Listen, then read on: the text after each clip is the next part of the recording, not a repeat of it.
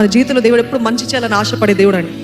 అనేక సార్లు మనము తప్పుడు మార్గాలు, షార్ట్ కట్స్ వెతుకుతూ దేవుడు జరిగించక ముందే మనము ప్రయత్నిస్తుంటాం, ఆవేశపడుతూ ఉంటాం.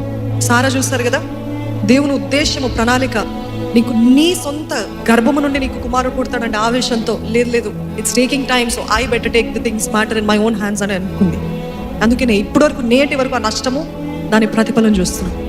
ఈ సంవత్సరం దేవుడు జరిగిస్తాడు అని మీకు వాగ్దానం వచ్చినట్లయితే అడ్డదారులు దిగకండి. దేవుడు ఎప్పుడు కూడా his perfect will is for us to be. మనం ఎప్పుడు కూడా ఆయన చిత్తంలో ఉండాలని, ఆయన చిత్తానుసారంగా జీవించిన వారికి ఎప్పుడు కూడా మేలే జరుగుతుంది. నమ్ముతున్నారా? మేలు జరిగించే దేవుడు, మేలు చేయుట యందు ఆనందిస్తున్నాను అని చెప్పే దేవుడు మన దేవుడు. మనము సమయానికి పరిమితులు అయ్యాము, కానీ దేవుడు సమయానికి పరిమితుడు కాడు. He put us in this time limit, but God is out of time limit. అర్థమవుతుందా అండి?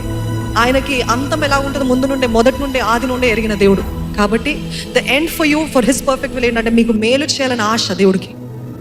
దేవుడు నా జీవితంలో మేలు జరిగిస్తాడని ఆయన హస్తం కింద దాగి ఉండాల్సిందే మనమందరం.